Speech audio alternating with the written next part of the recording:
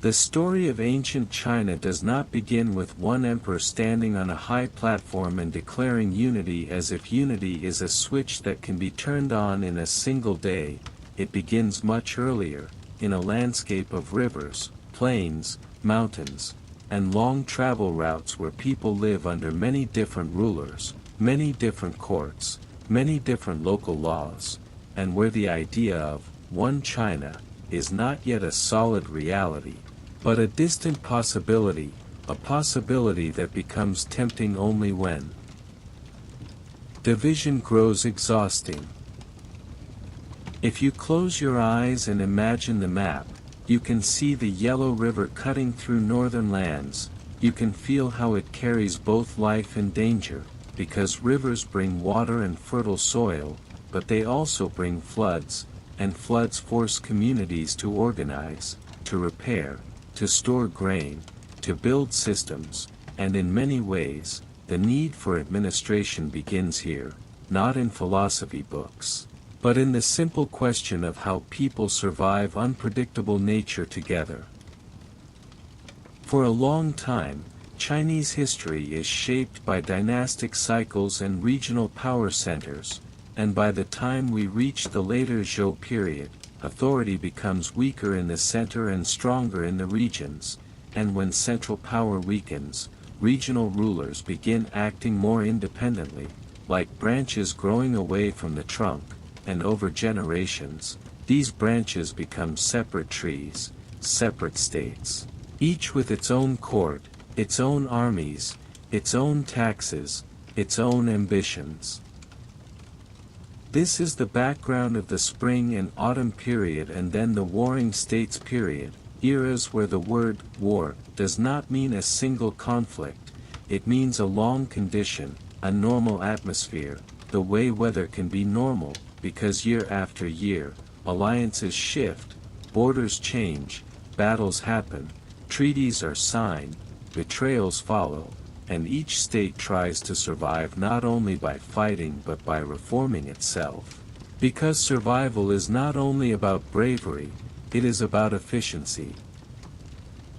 In a world like this, you begin to understand why bureaucracy matters, because when wars are frequent, states that can collect taxes reliably, store grain, mobilize soldiers, produce weapons, and communicate orders quickly will outlast states that rely only on noble tradition or personal honor, and so, even before Qin unifies China, the Warring States period becomes an age of experimentation, where rulers and ministers search for the most effective way to organize society. You can imagine a court in one of these states, a hall with wooden pillars, officials standing in ordered lines, scribes writing on bamboo strips, messengers waiting to travel with sealed instructions, and behind the formal calm there is urgency, because every ruler knows that a neighboring state might be planning an invasion, and every minister knows that if the state is inefficient, it will be consumed. Different states develop different strengths, and among them, Qin stands out over time, not because it begins as the most culturally admired, but because it becomes extremely disciplined in reform, and it sits in a region that provides strategic advantages, and its leaders become willing to adopt strict policies that increase control, and control increases mobilization, and mobilization increases victory. This is where the story begins to move toward the idea of legalism, not as a simple label, but as a mindset that fits an era of survival, because legalist thinkers argue that a state should be governed through clear laws, strong rewards and punishments, and centralized authority rather than relying on moral persuasion alone. And while later generations may debate whether this is harsh or necessary, in the Warring States atmosphere it feels practical, because practical systems win wars. At the same time, this era produces other famous philosophies, Confucianism, Taoism, Moism, ideas that explore morality, harmony, and human nature, and this tells us something important, that even in an age of war, people still search for meaning, still argue about how humans should live, still imagine a better society. And the intellectual life of China grows precisely because the political world is unstable. Confucian thinkers emphasize social roles, ritual, moral leadership, the belief that a ruler should lead by virtue and example, and that society can be ordered through relationships and education, while Taoist ideas often emphasize natural flow, simplicity, stepping away from excessive control, and these philosophies are like different answers to the same pain, the pain of disorder, the pain of division, the pain of watching states destroy each other. And so, before Qin unification, China is like a field of competing experiments, each state trying to find the formula for survival, and the result is not only war, but also administrative innovation, new forms of taxation, new military organization, new infrastructure projects, and the slow professionalization of governance. You can imagine roads being improved for moving troops, canals being planned for moving grain, granaries being built to stabilize food supplies, and all of these projects require officials, record-keeping, and discipline, meaning bureaucracy becomes a weapon as real as any sword, because a well-managed state can sustain a longer war than a poorly managed one. In this world, the ordinary person lives under heavy pressure. Farmers must produce grain while also facing conscription, families must endure uncertainty, villages must respond to changing rulers, and the meaning of loyalty becomes complicated, because loyalty to one state might be replaced by loyalty to another if borders shift, and this creates a deep hunger for stability. And here is where Qin's rise begins to feel almost inevitable, not because history is destiny, but because certain conditions reward certain behaviors, and Qin adopts behaviors that the era rewards: strong centralized reform, strict law, efficient administration, and a military system that can mobilize effectively, and while other states debate and hesitate, Qin advances with steady planning. In Part 2, we will step directly into Qin's unification and the figure who stands at the center of that transformation, Qin Shi Huang, the first emperor, a man whose story is inseparable from the concept of standardization, control, and the attempt to turn a fragmented world into a single system. In the warring states world, power is not only a matter of bravery or tradition, it is a matter of timing, organization, and the ability to make decisions that remain consistent even when fear is high, because in a long era of competition, a state that changes its mind every season becomes weak, and a state that can maintain a single direction for decades becomes dangerous, and this is why Qin rises with such force. Not as a miracle, not as a sudden lightning strike from the sky, but as a long-built wave made of reforms, discipline, and administrative clarity.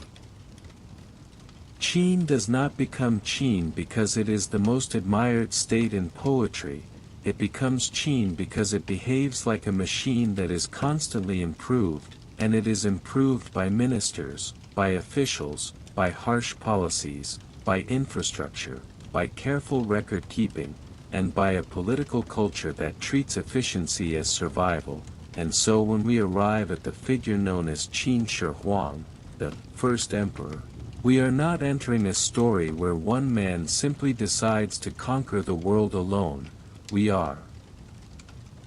entering a story where a system has matured enough to carry conquest forward, and the ruler at the top becomes the central symbol of that system. Qin Shi Huang is born as Ingzheng, and he becomes king of Qin while still young, and his early life is surrounded by court politics, a world where power is not only outside on battlefields, but also inside halls, among advisors, relatives, rival factions, and quiet threats, because courts are places where loyalty can be performed and betrayal can be whispered, and in such a world, a young ruler must learn quickly that survival is both physical and psychological. Yet as he grows into power, the Qin state is already a disciplined tool, and its military and administrative structure is prepared for expansion, and one by one, the rival states that once seemed permanent begin to fall, not because they have no courage, but because they face a force that is coordinated, patient, and relentless, and when a state faces a coordinated force, it can lose even if its soldiers fight bravely. Because bravery cannot replace logistics, and logistics cannot be replaced by pride. The unification of China under Qin is a process, and it has a rhythm that feels almost steady, as if each conquest is a step on a staircase, and while we should remember that ancient sources sometimes dramatize details, the overall sequence shows Qin absorbing its rivals through campaigns that combine strategy, discipline, and the management of resources, because conquering is not only defeating an army, it is taking control of land afterward, it is deciding who collects taxes, who enforces law, who stores grain, who repairs roads, and how a conquered population is integrated or controlled. When Qin defeats a rival state, it does not simply declare victory and walk away, it reorganizes, it assigns officials, it creates administrative divisions, it ensures that authority now flows toward the Qin center rather than remaining trapped in local noble families who might rebel later, and this is one of the most important differences between older feudal-style systems and Qin's centralizing model. Because in older systems, local hereditary nobles can become semi-independent, and semi-independence becomes rebellion when the opportunity arrives, but Qin's method aims to break that pattern. So Qin Shi Huang's unification is not only a military story, it is an administrative story, a story of paper, seals, schedules, lists, measurements, census registers, tax quotas, and laws written clearly enough that they can be enforced consistently, and when we talk about the bureaucracy vibe, this is what we mean, a state where order is not an abstract ideal, but an everyday routine performed by thousands of officials. And when unification is complete, when the last major rival states have been absorbed, the world changes, because the map that once had many competing courts now has one center, and that center does something radical, it changes the very language of authority, because Qin Shi Huang does not want to be seen as just another king among kings, he wants to be something new, something above the old titles, and so he adopts the title, Huangdi, Emperor, and by naming himself the first emperor, he is not only describing what he is describing what he wants history to become, a sequence of emperors rather than a chaotic cycle of rival kings. This new imperial identity is important because it justifies centralization, it tells people that the old world is finished, that regional rulers are no longer legitimate centers of power, that authority flows from the emperor outward like a single river feeding many channels, and in a practical sense, this means Qin begins shaping China as one system, one administrative logic, one legal structure, one standardized framework. Standardization becomes one of the most famous features of Qin rule, and sometimes people say this word as if it is boring, but in ancient history, standardization is revolutionary, because when a realm is fragmented, each region can have different weights and measures, different coin shapes, different writing variants, different axle widths for carts, different local rules that make travel, trade, and administration slow and confusing, and when you unify, those differences become friction, and Friction becomes inefficiency, and inefficiency becomes weakness. So Qin's state wants to reduce friction, like smoothing a road so a cart can roll faster, and this is why Qin standardizes weights and measures, so that a merchant in one region and an official in another can agree on what one unit actually means, and this matters for taxes, for trade, for storage, for army supplies, for everything that depends on counting and measuring. Qin standardizes coinage, so that money becomes more consistent across the realm, and consistent coinage makes taxation more reliable and commerce easier, and Qin standardizes aspects of writing, promoting a standardized script so that officials across different regions can communicate more effectively, because a state that cannot communicate smoothly is a state that cannot control smoothly. Even the width of cart axles is sometimes connected to Qin reforms in tradition, because roads with wheel ruts can become standardized routes, and if carts have different axle widths, travel becomes inefficient, but if you make them consistent, movement becomes smoother, and movement is power in an ancient empire, because an empire must move grain, move soldiers, move messages, move inspectors. In other words, the Qin project is not only control, it is also coordination, and coordination is what turns land into a state, because a state is not just territory, a state is an organized relationship between a center and its regions, and Qin tries to build that relationship through standardized tools and predictable procedures. But Qin's centralization also requires a rethinking of how local power works, because old aristocracies are dangerous. Families with inherited regional loyalty can become alternative centers of authority, and alternative centers of authority are exactly what Qin wants to eliminate, and so Qin reorganizes territory into commanderies and counties, administrative divisions governed by appointed officials rather than hereditary nobles, and this is one of the greatest structural changes in Chinese political history, because it creates the model of bureaucratic governance that later dynasties will refine and adapt. Now, imagine what it feels like to live inside this new order, because it is easy to talk about reform as if people are chess pieces, but people are living lives, waking up each morning, worrying about food, family, and safety, and the Qin world changes their routines in ways that feel both stabilizing and heavy.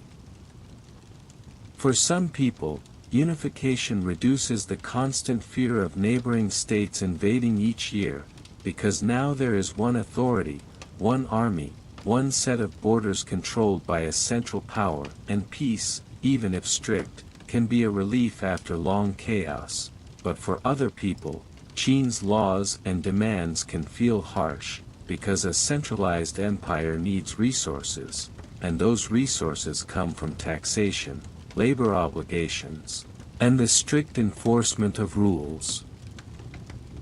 Here we begin to touch the idea of legalism again, not as a simple label, but as a guiding philosophy behind Qin governance, because legalist thinkers emphasize clear laws, predictable rewards and punishments, and the belief that a state becomes strong when the population follows rules not because they are morally inspired, but because the consequences of breaking rules are certain, and in such a system, behavior is shaped by incentives and fear more than by persuasion. To some, this creates order, to others, it feels cold, and both reactions can be true at the same time, because an efficient system can be emotionally heavy, and a stable system can still be strict, and Qin is remembered precisely for this dual nature, its ability to unify and coordinate, and its tendency toward harshness and pressure. Now, in the imperial court, while the emperor is the symbol, the daily machinery of governance is performed by officials, and to understand bureaucracy vibe, we should picture the endless small tasks that make a giant state function, the census registers that list households, the tax documents that record grain and labor obligations, the dispatches that carry orders along roads, the inspectors traveling to check whether local officials are honest, the clerks copying texts, the scribes organizing archives, and the seals pressed into clay or wax to mark authority. This is the quiet life of empire, a life that is not dramatic like a battlefield, but is decisive like a battlefield, because if an official misreports grain storage, an army may starve later, and if a road collapses and is not repaired, messages may arrive too late, and if taxes are not collected reliably, the state may lose the ability to maintain its defenses. So bureaucracy becomes the hidden skeleton that holds the empire upright. In this world, law is not only a concept, it is a daily presence. It defines what is allowed, what is punished, what is rewarded, and the certainty of law becomes a tool for making behavior predictable, and when behavior is predictable, the state can plan. And when the state can plan, it becomes stronger. But certainty is also intimidating, because in a strict system, mistakes can be expensive, and fear can spread quietly, not always through visible violence, but through the awareness that every action is measured against a rule, and so a farmer might think carefully about obligations, a craftsman might calculate quotas, a village elder might worry about reporting accurately, and local communities learn how to live under a state that watches. And yet, Qin is not only law and paperwork, Qin is also grand projects, because rulers often try to make their power visible in stone and earth, and Qin Shi Huang is remembered for enormous building efforts, not as decoration, but as infrastructure and symbolic control. Roads, canals, defensive walls, and especially the idea that later becomes associated with the Great Wall. We should be careful with the Great Wall story, because the Great Wall as a single continuous structure is more complex across dynasties, but the essential Qin era idea is the linking and strengthening of existing regional walls and defenses to create a more unified northern frontier system. And even if later dynasties build different versions and expansions, Qin's role becomes part of the larger memory. Now imagine the frontier, open land, wind across dry grass, distant movement that might be traders or raiders, and the state's anxiety about what lies beyond its controlled zones, because even a unified empire does not control everything. And the edges of empire are always where uncertainty lives, and to reduce uncertainty, empires build barriers, fortifications, watchtowers, and roads that allow patrols to move. These projects require labor, and labor in ancient times means people, many people, and the state's ability to mobilize large labor forces becomes both impressive and burdensome, because for the emperor, mobilizing labor builds defenses and infrastructure, but for ordinary people, labor obligations can feel like long seasons away from home, long days under sun and wind, long nights sleeping in temporary camps. And this is one of the reasons Qin becomes remembered as strict, because the scale of its ambition presses heavily on the population. Inside the palace, Qin Shi Huang's rule also develops a strong concern with security, because a ruler who has defeated all rivals has also created many enemies, defeated noble families, displaced elites, resentful groups, and in such a world, paranoia is not simply a personality flaw, it is a political condition, because assassination attempts are possible, conspiracies can exist. And the emperor's survival becomes tied to surveillance, control, and loyalty testing. And so Qin's court life can feel like a world of guards, advisors, secret reports, and careful language, where people choose words cautiously, where officials measure their expressions, where the emperor's mood matters, where authority is concentrated, and concentration always creates fear around the center.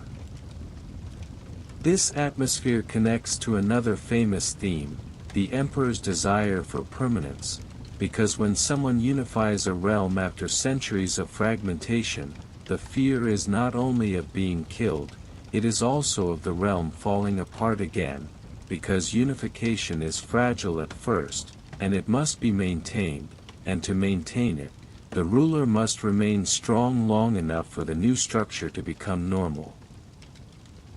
So the first emperor seeks ways to secure the future, not only politically, but symbolically, and this is where stories of immortality and obsession appear in later traditions, and we should treat them carefully, because ancient stories often exaggerate, but the deeper point remains plausible, that a ruler who thinks in terms of dynastic eternity can become obsessed with the idea of not disappearing, because disappearance feels like the return of chaos. But even if we step away from legend, we can see how Qin tries to secure permanence in practical ways, by eliminating rival power bases, by standardizing systems, by building infrastructure, by shaping ideology, and by presenting the empire as a natural reality rather than an artificial conquest. In this context, Qin's relationship with intellectual life becomes important, because ideas can challenge authority, and in periods of strong centralization, rulers often want to control which ideas are promoted, which are tolerated, which are dangerous, and Qin's era becomes associated in tradition with suppression of certain texts and scholars, and again, the specifics are debated by historians. But the general pattern fits an authoritarian centralizing state that wants unity not only of roads and coins, but also of thought and legitimacy. Because legitimacy is the invisible glue of empire, and a ruler who has conquered must still persuade people that the new order is correct, and persuasion can be done through ritual, through law, through rewards, through fear, through symbols, through monuments, and through rewriting the story of the past so that the present appears inevitable. Yet even the most disciplined state contains seeds of fragility, because when a system depends heavily on one strong center and one intense level of enforcement, it can collapse quickly if the center weakens, and this is part of the Qin paradox, that Qin is powerful enough to unify, but also intense enough to provoke resentment, and resentment waits for moments of weakness. As the first emperor's reign continues, the empire becomes more coordinated, more stable on paper, but also more pressured beneath the surface, and ordinary people carry the weight of taxes, laws, and labor, and local officials carry the weight of meeting quotas and enforcing rules, and when quotas are strict, officials might become harsh, and when officials become harsh, people become angry, and when people become angry, rebellions become possible. And because Qin's system is so centralized, a crisis can spread quickly, because when one region rebels, it threatens the idea of unity itself, and unity is the emperor's sacred project, and so the state responds strongly, but strong responses also increase fear, and fear can become resistance, and resistance can become more fear, and this cycle is another pattern of strict rule. Still, as we close part 2, it is important to hold the complexity, because Qin Shi Huang's reign is one of the most transformative periods in Chinese history. It creates the model of a unified imperial state that later dynasties inherit, refine, and reinterpret, and even when Qin itself falls, the structure it introduced does not disappear entirely, it becomes the framework that later rulers will adapt. Especially the Han, who will learn from Qin's strengths and also soften some of its harshness. So the end of part 2 is like standing at the top of a newly built road, looking out across a realm that has become one system, with standardized weights, standardized writing, standardized administration, and a ruler who calls himself the first emperor, and you can feel both the calm of unity and the tension of pressure, because unity in ancient times often comes at a cost, and the cost is carried quietly by many lives. In part 3, we will move deeper into the mindset and mechanics of Qin governance, legalism as a living system, the daily life of officials, the logic of reward and punishment, and how an empire can become extremely effective and extremely fragile at the same time. And then we will begin approaching the Great Wall and the labor world behind it, not with drama, not with shock, but with a slow steady narration that makes you feel the long distance and the long work of ancient order. If you want to understand Qin, you have to understand that Qin is not only an emperor in a palace and soldiers on borders. Qin is a method of turning human life into predictable patterns so the state can plan, and in the ancient world, planning is the difference between surviving and collapsing, because a state that cannot predict its own grain supply cannot predict its own army, and a state that cannot predict its own army cannot defend its borders, and a state that cannot defend its borders becomes someone else's territory sooner or later. Legalism, in the simplest sense, is not a poem about morality, it is a toolbox for stability, and it emerges from a time when moral persuasion feels too slow and too uncertain, because in the warring states period, rulers cannot wait for people to become virtuous in their hearts. Rulers want obedience now, they want taxes now, they want soldiers now, they want roads built now. And legalist thinkers respond to this demand with a clear logic, that human beings often respond more reliably to incentives than to ideals, and that a strong state should design incentives with precision. The legalist mindset is like a cold river flowing straight through complicated terrain. It is less concerned with how a person feels and more concerned with what a person does. It assumes that if you make rewards meaningful and punishments certain, behavior will align with the state's needs, and if behavior aligns, the state becomes stronger, and if the state becomes stronger, it can survive against rivals. And in a brutal competitive environment, survival becomes its own justification. When Qin unifies China, this mindset does not disappear, it becomes the foundation of governance, and because Qin is now managing an enormous realm rather than a single region, the need for predictable governance becomes even more intense, and so legalism becomes not only an idea discussed among scholars, but a living administrative system, built into laws, offices, reporting chains, inspection routines, and the daily habits of officials. To see what that means, imagine a single county office in the Qin Empire, not glamorous, not full of gold, but full of bamboo strips, wooden tablets, ink, seals, lists of households, lists of grain storage, lists of labor obligations, and the officials who manage these lists are not warriors, they are not poets, they are managers of order, and their power is subtle but enormous. Because they can decide whether your family is recorded correctly, whether your taxes are considered paid, whether you are registered for labor duty, whether a dispute is judged against you or in your favor, and in such a system, the official becomes the state's face. Now imagine the official's morning. He enters a building that smells of wood and old paper. He sits near shelves where documents are bundled and labeled. He opens reports brought by messengers, each report sealed, each report carrying the weight of the emperor's distant authority, and he knows that his job is not merely to do tasks, but to avoid mistakes, because in a strict system, mistakes are dangerous. The official reads a report from a village headman. It lists how many households exist, how many men are of age for certain duties, how much grain has been harvested, how much must be sent as tax, and how much remains for local storage, and each number matters because numbers are how the center controls the periphery. Numbers are the language the state uses to understand its own body.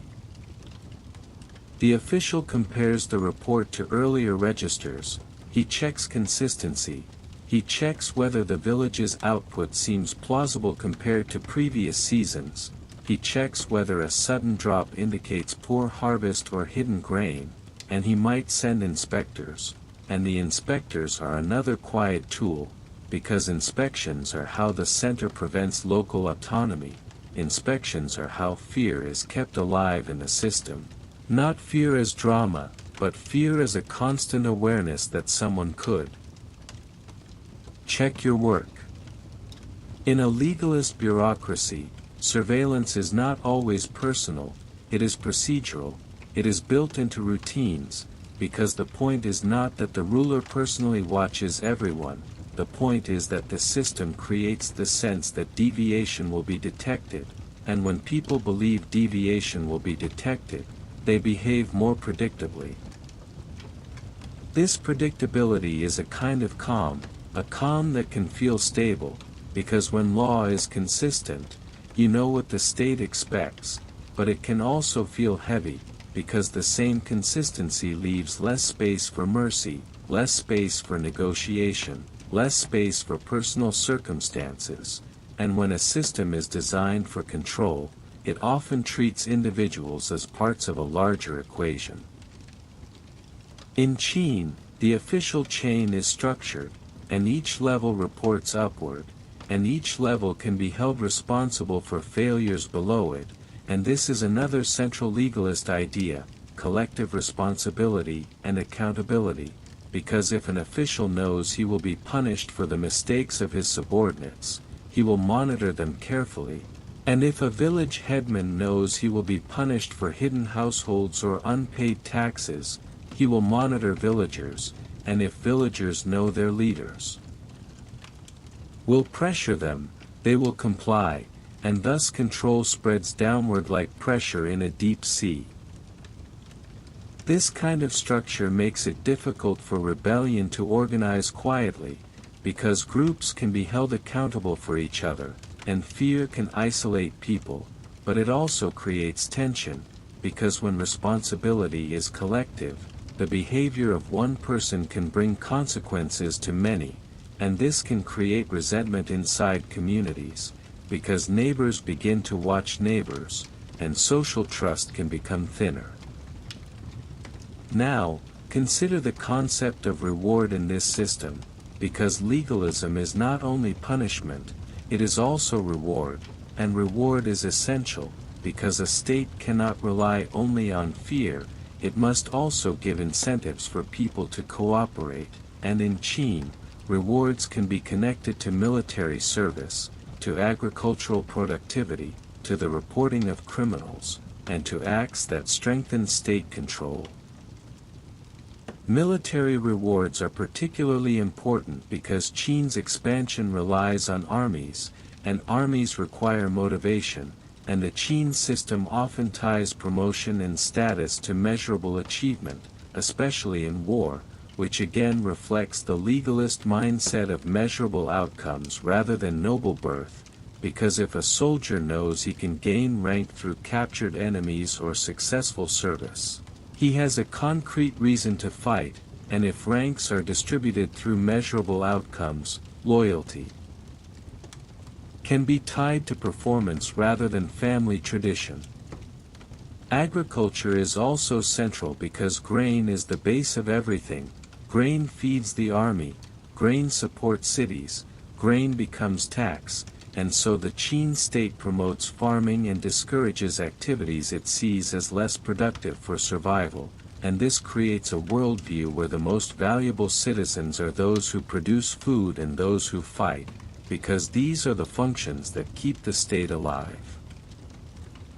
Trade can still exist, crafts can still exist, but the state's ideology often prioritizes the two pillars of survival, food and force, and when a state believes survival is the highest goal, it can shape society around those priorities. Now, imagine ordinary life under this system, not as constant fear every second, but as a rhythm of obligations. The farmer knows when taxes are due, the village knows when labor duties are scheduled, households know they must be registered, young men know they may be called for service, and the year becomes a sequence of predictable demands: harvest, storage, tax collection, labor projects, inspection visits, and the awareness that the emperor's authority reaches even into the smallest village. Through the office, the register, the seal. The seal itself is a symbol worth imagining, because a seal is small, but it represents the empire. An official presses it into a document, and that mark turns paper into power, it turns a request into an order, it turns a report into an official truth, and in a bureaucratic world, truth is often what the documents say, because decisions are made from documents, taxes are assessed from documents, punishments are delivered from documents, and so the control of documents becomes a form of control over reality. In such a system, scribes and clerks become essential, because writing is how the state remembers, and a state that cannot remember cannot control, and so writing is not simply culture, writing is administration, and the standardization of script under Qin becomes a political tool, because if everyone writes in the same official style, the center can read the periphery, and reading is a kind of power, because what you can read you can classify, and what you can classify you can regulate. Now, let us walk through an imaginary day of a low-ranking clerk, because empire is carried on the backs of many small lives. The clerk wakes early, eats simple food, maybe grain porridge, steps into the office, sits near bundles of bamboo strips, each bundle tied with string, labeled for a household group or a village, and his hands are stained slightly by ink, because his job is repetitive, copying, checking, recording, organizing, and he knows that errors can be dangerous, not because he is a villain, but because the system punishes negligence. He copies household names, numbers of people, ages, land size, expected tax output, and he knows that each line is connected to real families, but he is trained to treat it as data, because the state treats it as data, and while he may feel sympathy, sympathy is not part of the job description in a strict administrative culture.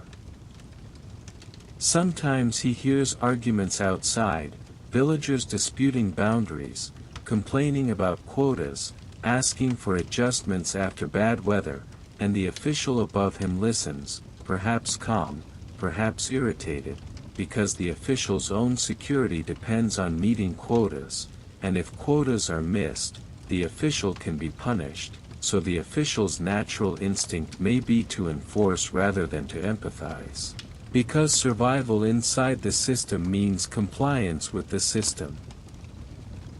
This is the subtle cruelty of strict bureaucratic accountability, not necessarily personal cruelty, but structural cruelty, where officials become harsh because they are afraid, and when officials become harsh, people become resentful, and resentment flows downward into private conversations at night, into families whispering about how heavy obligations are, into communities counting how many men have been taken for labor, how many days were lost, how much grain was collected. And when resentment becomes widespread, the state must either soften demands or intensify enforcement, and Qin tends to intensify enforcement, because its ideology believes strictness maintains strength, and thus a cycle can form where pressure creates resistance and resistance creates more pressure. Now, we should also see how Qin's bureaucracy connects to infrastructure, because the empire is not only registers and taxes, it is also roads, canals, fortifications, and these projects are carried by administrative coordination, because to build a road you must mobilize labor, to mobilize labor you must know who exists, to know who exists you must have registers, to have registers you must have clerks, and to coordinate movement you must have supply plans, and so the bureaucracy becomes the invisible architecture behind physical architecture. Consider the imperial road network, roads that allow messengers to move quickly, roads that allow troops to travel, roads that allow grain shipments, and along these roads there are stations, storage points, officials with schedules, and the state's voice travels along these roads in the form of orders, inspections, and reports, and the empire becomes like a web where the center pulls strings and the periphery responds. This web makes unity possible, but it also makes the center more dependent on constant flow of information, because if the flow stops, the center becomes blind, and a blind center cannot control an empire, and so the state invests heavily in ensuring that information continues to move, that roads are maintained, that messengers are protected, that local officials are disciplined.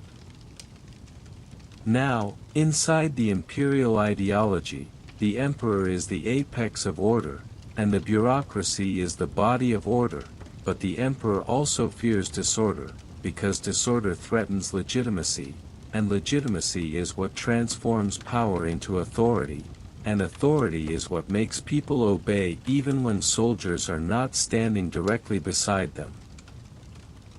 So Qin uses law as a language of legitimacy. It says, these are the rules, this is the state, this is the order that ended chaos, and to many people, that message is persuasive, because chaos is worse, but to others, the message feels like a cold command, because order without flexibility can feel like a cage.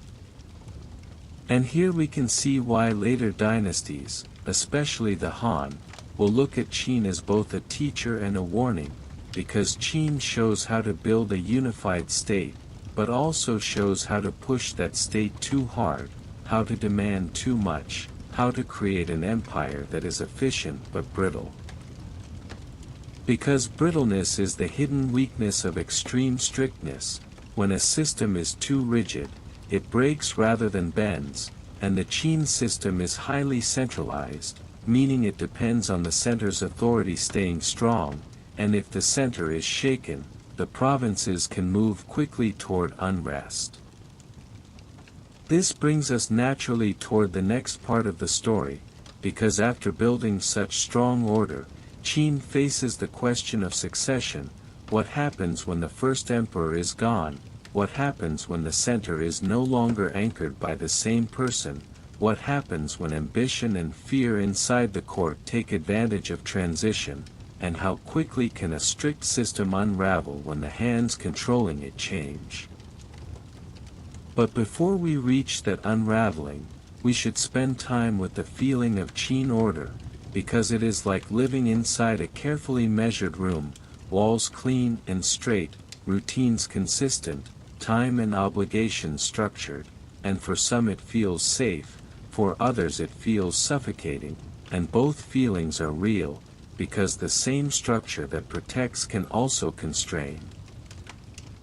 So part 3 ends with an empire that looks stable, an emperor at the top, officials at every level, registers and quotas, laws and punishments, rewards and ranks, roads and stations, and beneath it, the quiet emotional landscape of ordinary people adapting to a new world where China is no longer many competing states but one system, one machine, and every machine, no matter how well built, depends on how it is maintained.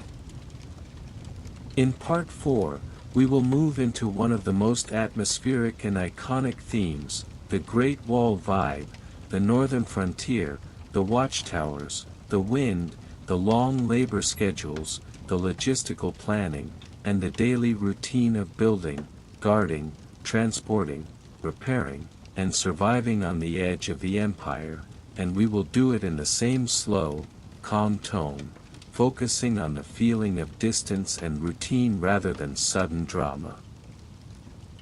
When people say, Great Wall, many imagine a single clean line of stone running endlessly across mountains, but what the Qin era represents is something more practical and more human, a frontier system, a decision to connect and reinforce defenses, to shape borders into something readable, something manageable, something that the state can patrol, supply, and control, and in the ancient world, borders are not just lines on a map. Borders are routines, borders are patrol routes, borders are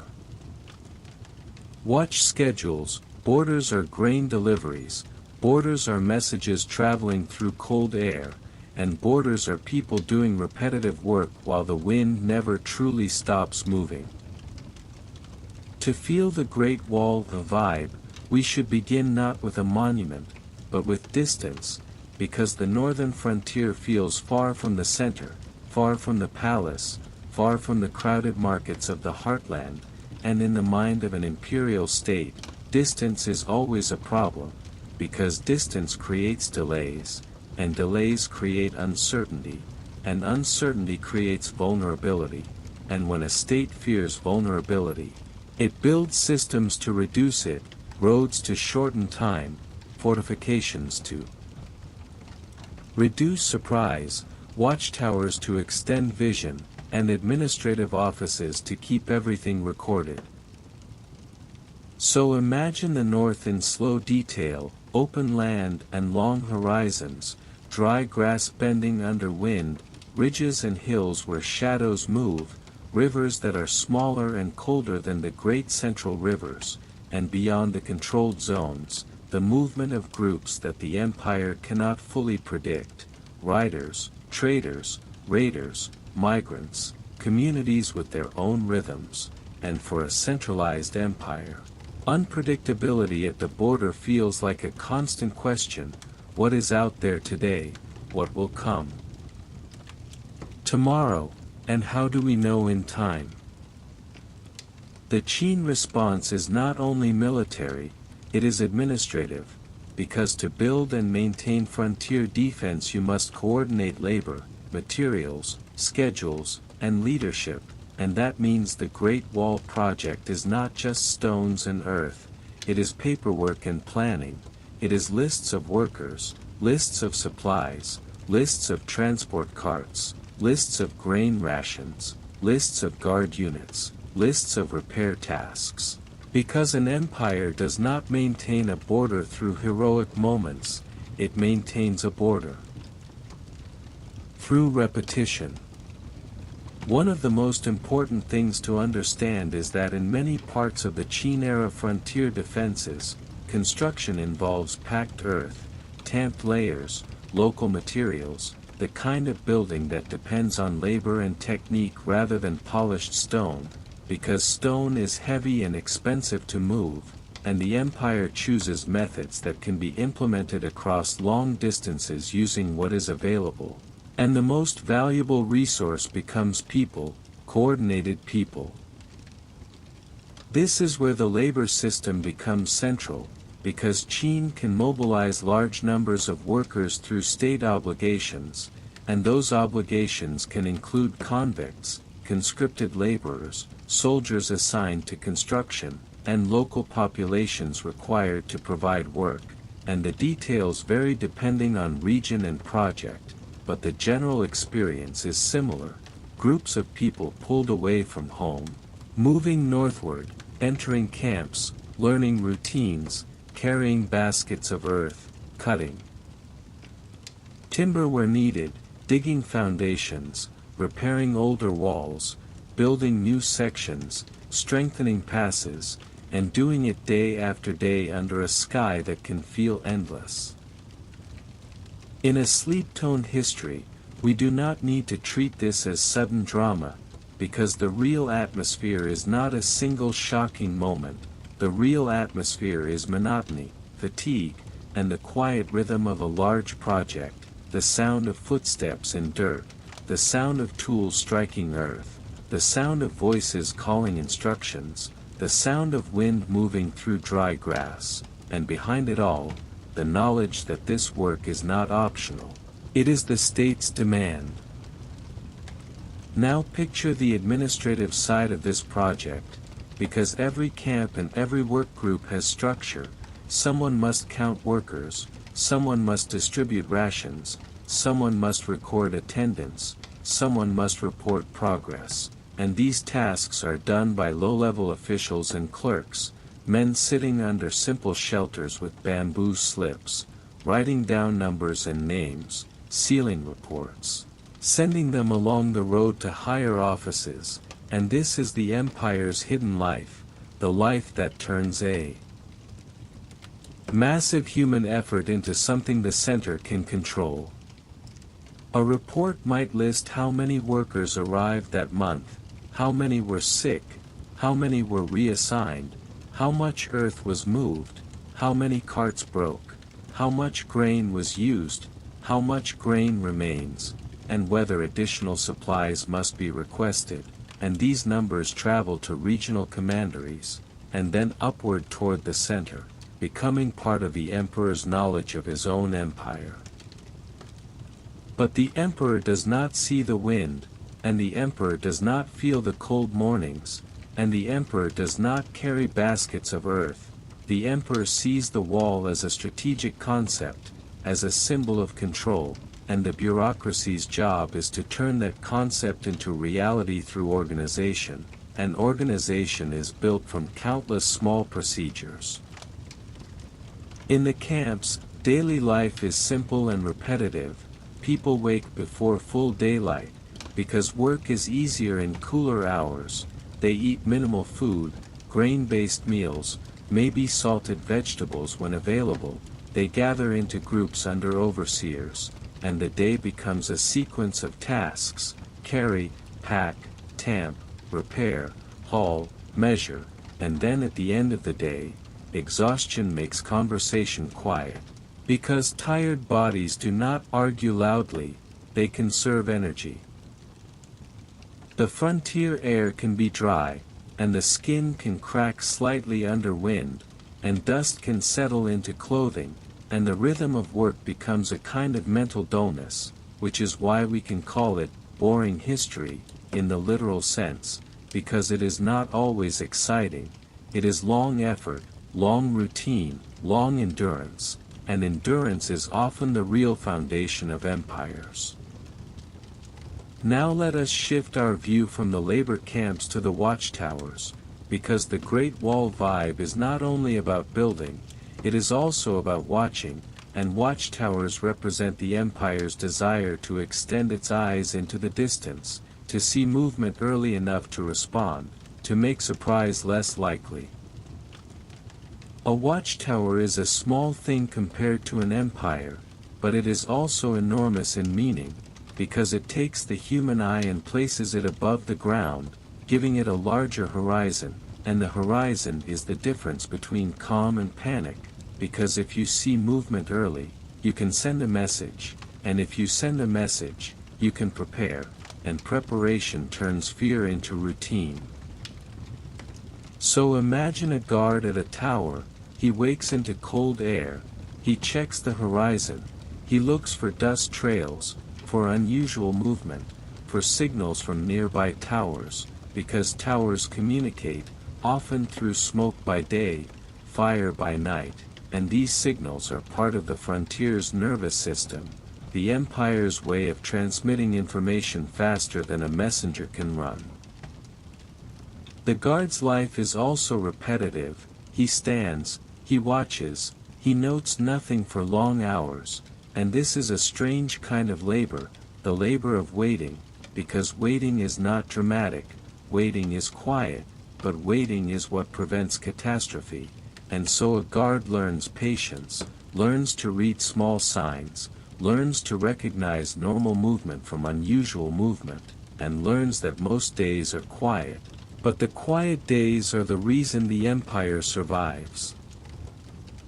Behind the guard is the supply reality, because a tower must be supplied, food, water, fuel for fires, maintenance materials, and these supplies come from the same bureaucratic system, the same roads and schedules, and the same officials who must ensure that the frontier does not starve, because a starved garrison cannot watch effectively.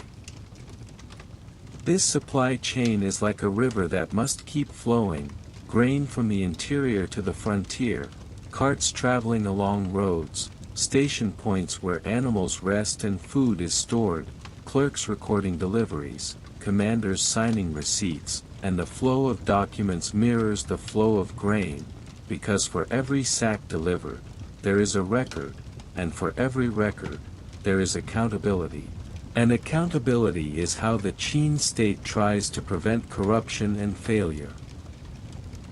But corruption is always possible, because where there is supply, there is temptation, and in frontier regions, officials might be far from central supervision, which is why inspection systems matter, inspectors traveling unexpectedly, checking storage, comparing records to reality, punishing dishonesty, rewarding proper management, and this again shows the legalist logic.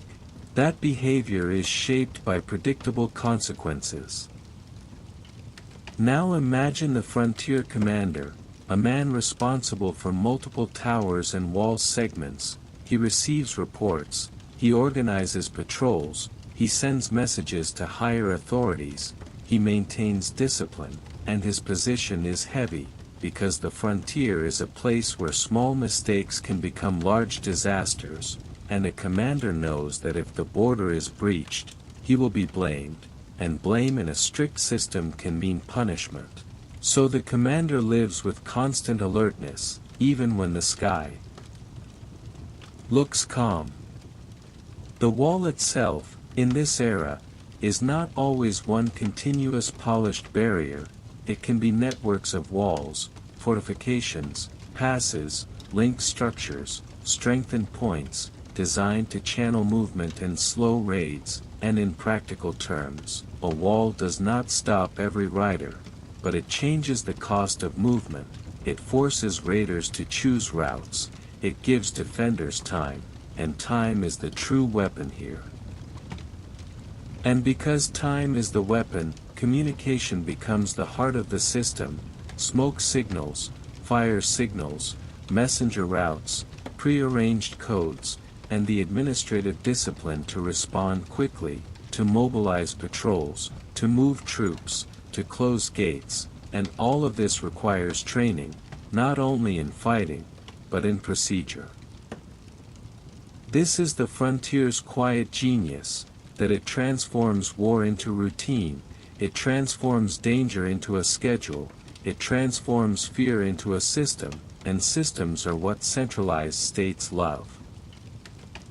But we should also notice the human cost again, because building and maintaining such a system pulls energy from the population, it pulls labor from farms, it pulls grain into state stores, it demands taxes, it demands compliance, and when a state demands too much, people become exhausted, and exhaustion becomes resentment, and resentment becomes the soil in which rebellion grows. In the Qin era, the Great Wall vibe is therefore both a symbol of strength and a symbol of pressure, strength because it represents organized defense, pressure because it represents the ability of the state to mobilize people in large numbers for long projects, and when people feel mobilized too often, they begin to question the legitimacy of the center. Now, imagine how news travels from frontier to capital. A messenger leaves a commandery office, carrying a sealed report. He rides along roads built and maintained by the empire, he stops at stations, changes horses, shows credentials, continues, and within days or weeks, information that began as a guard's observation on a cold tower can reach the center, and this is how the empire breathes: information in, orders out. A constant circulation. Orders may return, new patrol schedules, new labor demands, new construction directives, new punishments for negligence, new rewards for vigilance, and the frontier continues its work, day after day, like a long slow drumbeat: tamp, carry, watch, signal, repair.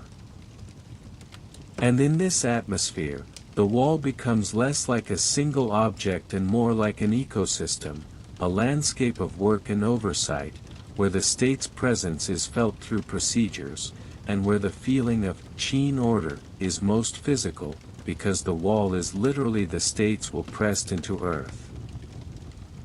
Yet, as powerful as this system appears, it depends on the center remaining stable, because if the center becomes unstable, the flow of supply and discipline can weaken, and frontier systems can fall into disorder quickly, because remote regions often require strong direction to remain coordinated, and this leads us toward the next step in the story, because Qin's strict order creates achievements. But it also creates pressure, and pressure is dangerous when leadership changes.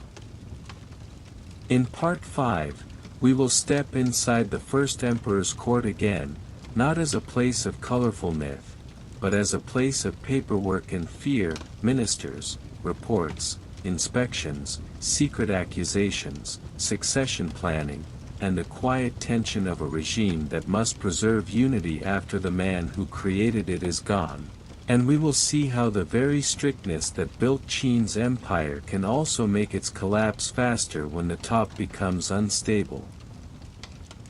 If the frontier is where Qin shows its muscles, the court is where Qin shows its nerves, because the court is where decisions are made, where information is filtered, where power is concentrated, and where concentration creates the most delicate kind of danger, the danger of internal collapse, because an empire can survive raids and droughts more easily than it can survive a poison center. And a poison center is often created not by outsiders, but by rivalry, suspicion, and the quiet hunger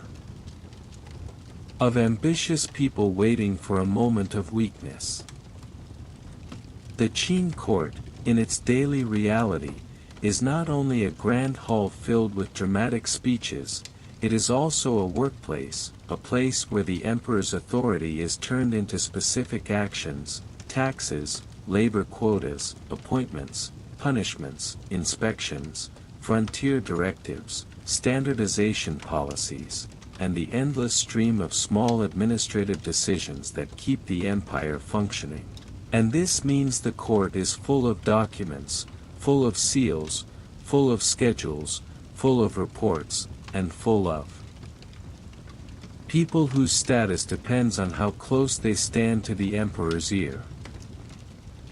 To imagine the court, picture long corridors of polished wood and stone, guards standing still, the sound of footsteps softened by distance, and inside offices, officials reading bamboo strips, writing responses, binding reports, preparing summaries, because the emperor cannot read everything personally, and this creates a central reality of imperial governance: that information must be condensed, shaped, interpreted, and whoever controls interpretation controls power.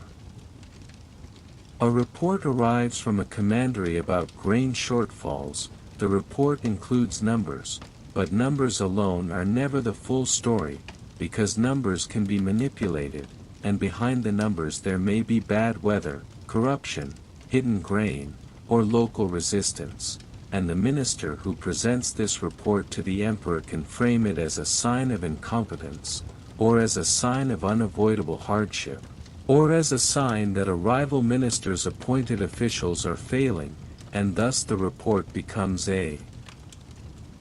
weapon, not by lying openly, but by choosing what to emphasize.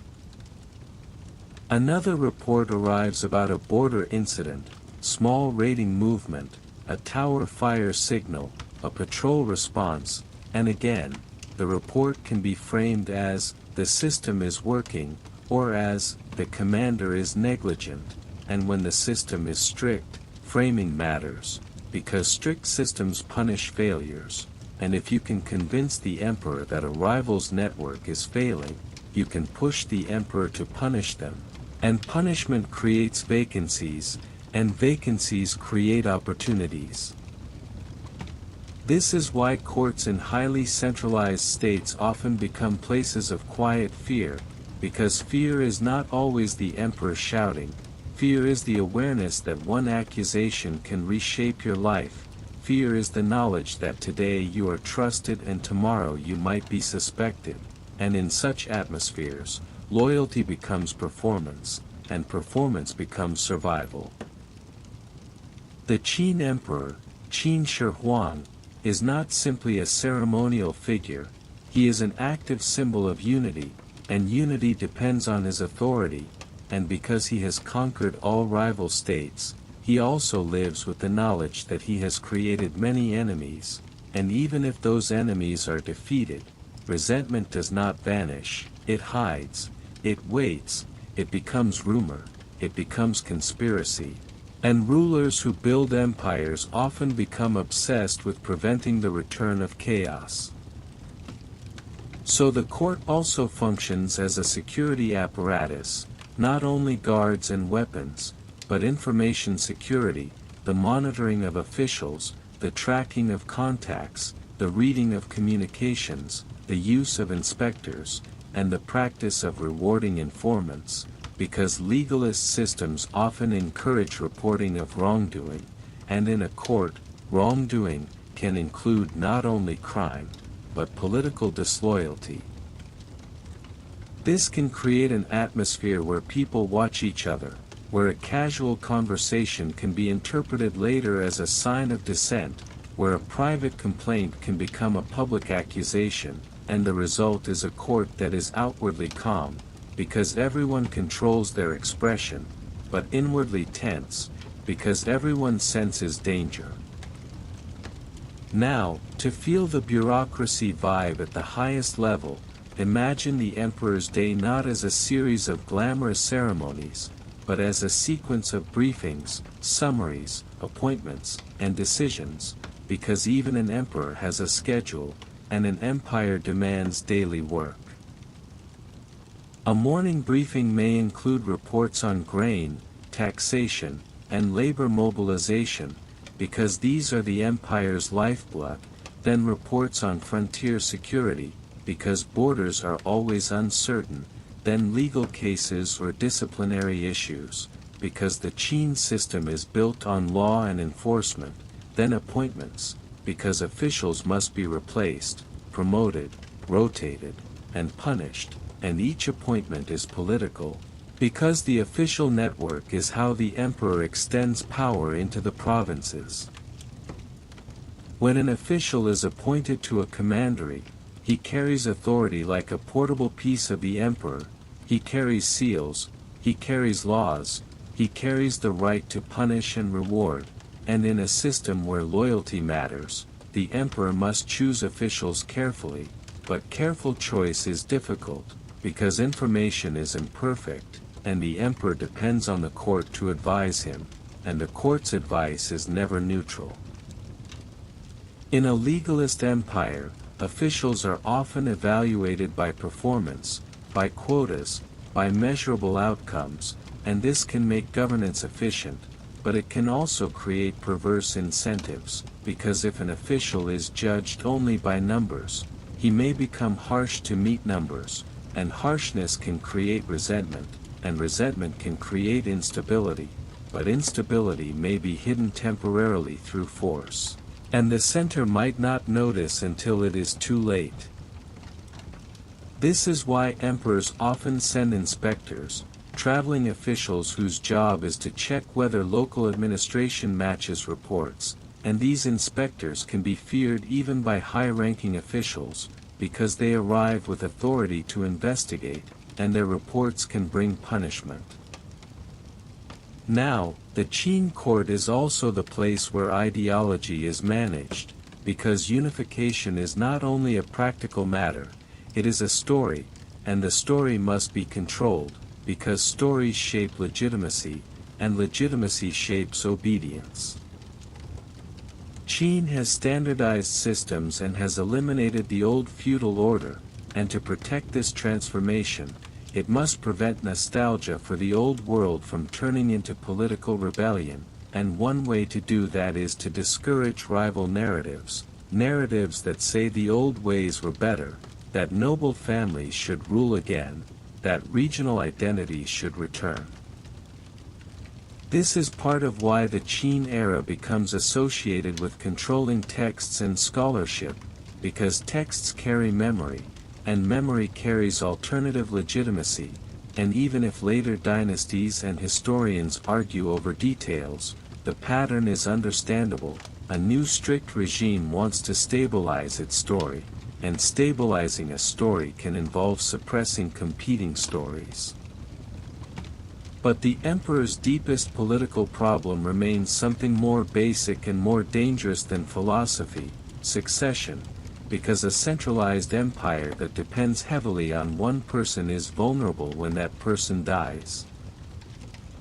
In stable systems, leadership transitions are controlled through established rules, but in the early Qin Empire, the title, First Emperor, implies a new sequence, a new order, and new orders can be fragile because traditions have not yet solidified, so the question becomes, who follows, how do they follow, and can they hold the system together? Succession is not merely a family issue, it is an administrative earthquake, because all officials in the empire will respond to the new center, and if the new center is weak, local power can begin to drift, conspiracies can form, rebellions can become tempting, and so the court becomes intensely concerned with managing the transition. The emperor's inner circle grows more important here, because the people closest to the emperor may influence who becomes successor, and influence over succession is influence over the future of the empire, and thus the stakes become enormous. Imagine the quiet tension of ministers discussing the emperor's health in careful language, not openly, but through hints, through coded concerns, through the constant watching of the emperor's mood, because in strict courts, admitting weakness at the top can itself be dangerous, and yet everyone is aware that time passes, and that no ruler lives forever. And this is where stories of the first emperor's fear of death become emotionally powerful, because even without romantic legends, it is plausible that a ruler who has built unity would fear personal disappearance, because personal disappearance might lead to political collapse, and collapse would mean that the years of conquest and standardization were wasted, and waste is something rulers cannot accept easily. So the court becomes a place where people seek stability in different ways. Some seek it through stricter enforcement, some through stronger security, some through controlling information, some through ritual, some through building projects, because building projects also create legitimacy. They show power, they show continuity, they show that the state is strong. The emperor's tours and inspections across the empire, visits to different regions, also become part of this effort, because a ruler who appears in person strengthens the reality of central authority, but these tours also expose vulnerability, because traveling is dangerous, and the emperor is not immortal, and in travel, illness and accidents are possible. As the Qin court continues its daily routine of paperwork and fear, the empire continues to demand labor for projects like frontier defenses, roads, canals, and other infrastructure, and the pressure on the population continues, and the court may not fully feel the emotional weight of that pressure, because the court's world is a world of numbers and reports can hide resentment. But resentment accumulates quietly, like water behind a dam, and the more a system relies on strictness, the more it risks a sudden break when the pressure is too high. So part 5 ends with a feeling of tension, not loud tension, but the quiet tension of a system that is very strong and very strict, and strict systems can appear stable right until the moment they are not, because when a system is rigid, it does not bend visibly, it holds, and then it snaps. In part 6, we will move into the fall of Qin, the moment when the first emperor is gone and the court's internal politics turn the transition into chaos, rebellions begin, officials lose control, and the empire that unified China so quickly begins to collapse with surprising speed, and we will tell this story slowly, focusing not on dramatic spectacle, but on how bureaucracy fails, how supply breaks, how legitimacy dissolves, and how the people, exhausted by pressure, begin to move. A system like Qin can feel unbreakable when it is held tightly in one set of hands, because the Qin state is built for control, built for speed of command, built for standardized obedience, and when an emperor like Qin Shi Huang is alive, the center feels solid, the provinces feel watched, the bureaucracy feels aligned, and even resentment can remain quiet because quietness is safer than open defiance.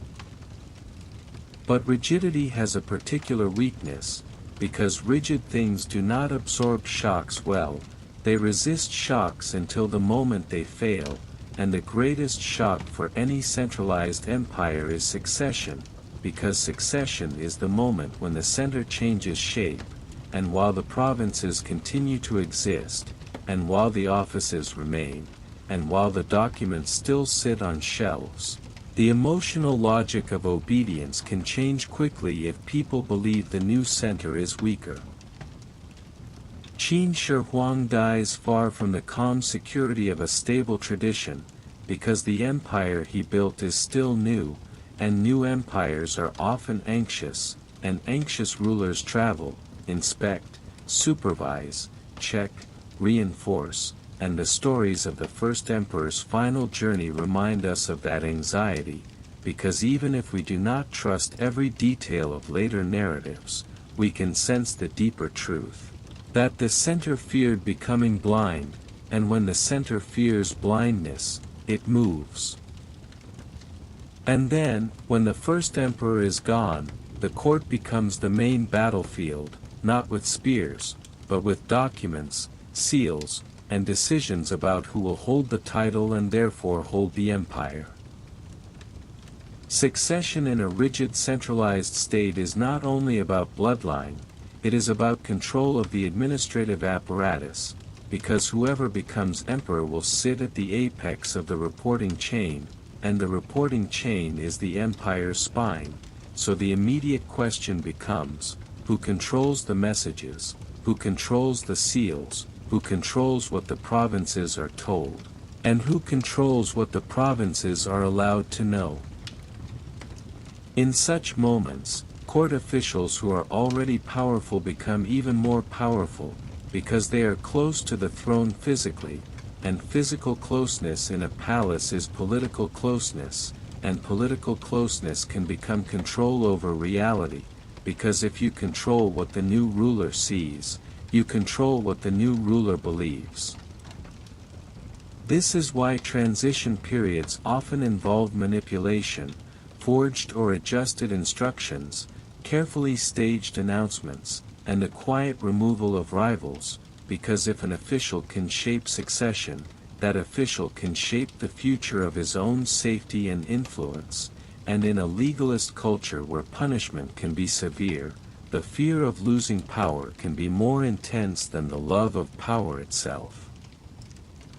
So, the Qin transition becomes a story where the paper empire is tested, because the empire is built on written orders, but written orders can be changed, hidden, delayed, and if the center's communication becomes unreliable, the provinces begin to act less predictably, and less predictability is exactly what the Qin system is designed to prevent. When the new emperor takes the throne, The name often associated with this phase is Qin the second emperor, and what matters historically is not only his personality, but the situation he inherits, because he inherits an empire that is heavily pressured, heavily mobilized, heavily monitored, and emotionally exhausted. The empire has demanded labor for large projects, has demanded taxes, has demanded strict compliance, and while such demands can be sustained during strong leadership, they become dangerous during uncertain leadership, because when people sense weakness, they become less afraid, and when fear decreases, resentment rises into motion. This is where the concept of legitimacy becomes critical, because an empire does not survive on soldiers alone, it survives on the belief that obedience is normal, and when the first emperor is gone, the belief can crack, because the ruler who created unity is no longer present as the living symbol of unity.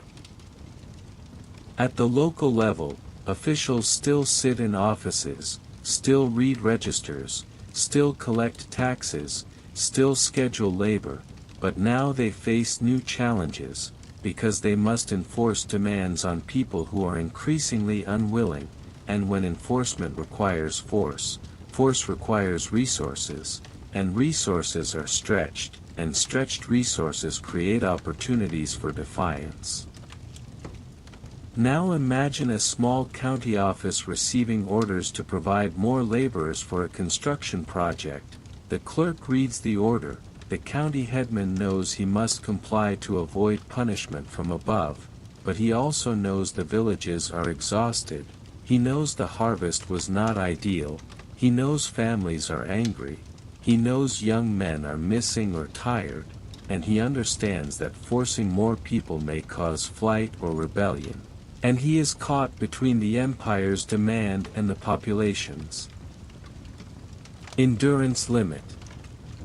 This is one of the most important moments in the fall of strict systems, the moment when local officials, who are the state's hands, realize that their hands cannot grip as tightly as before, because the object they are holding is slipping, not due to one event, but due to accumulated pressure. Rebellions often begin in such an atmosphere, not as grand ideological movements, but as practical resistance, delays, refusals, flight, small attacks on local authority, and then, when the state responds harshly, the resistance grows, because harshness confirms people's anger, and anger recruits new participants. In Qin's collapse, one of the symbolic beginnings often told is a rebellion connected to lower-ranking officers and conscripted laborers who face harsh penalties for delays, and when a system punishes delay with extreme severity, it creates a strange incentive, because if punishment is inevitable, rebellion can become the rational choice, because rebellion offers at least a chance, while obedience offers only a guaranteed penalty. This is the cold logic of fear-based systems, that if consequences are too harsh and too certain, they can push people into desperation, and desperation can become collective action, and collective action can become a wave. Once a rebellion begins, it draws in many forms of resentment: farmers tired of taxes, laborers tired of forced projects, former nobles angry at lost status, local strongmen seeking opportunity, and even some officials who decide that survival now means switching loyalty, because loyalty to a collapsing system becomes dangerous. As rebellions spread, the Qin center responds with military force, but force requires coordination, and coordination requires reliable communication, and communication becomes harder when roads are threatened, when messengers are intercepted, when local offices become insecure, and this is how the administrative machine begins to fail, not because paper disappears, but because paper cannot travel safely, paper cannot be trusted, paper cannot enforce itself. In a stable empire, A sealed order arriving at a local office carries authority like a thunderclap, but in a collapsing empire, a sealed order can be ignored if the local official doubts the center's ability to punish, and this shift is psychologically enormous, because it turns empire from certainty into suggestion. Now, the Qin state is still formidable, it still has troops, it still has resources, but rebellion is not only about defeating the state in battle, it is about outlasting the state's will, outlasting its coordination, and as rebellion becomes widespread, Qin is forced to fight on multiple fronts, forced to deploy troops across wide distances, and wide deployments stretch supply lines, and stretched supply lines weaken armies.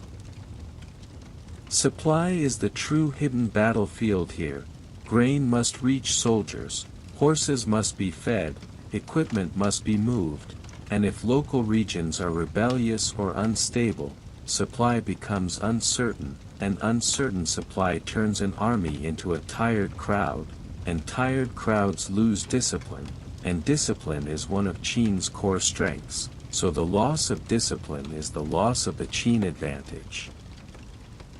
At the same time, inside the court, fear and accusation increase, because when an empire begins to crack,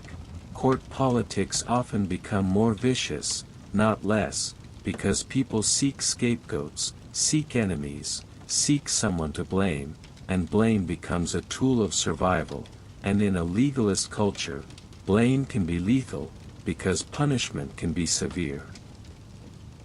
So the court becomes a place where officials are removed, replaced, punished, where new orders are issued rapidly, sometimes inconsistently, where the new ruler may be manipulated by powerful advisors, and the result is that governance becomes reactive rather than strategic, and reactive governance is weaker, because it responds to symptoms instead of solving causes.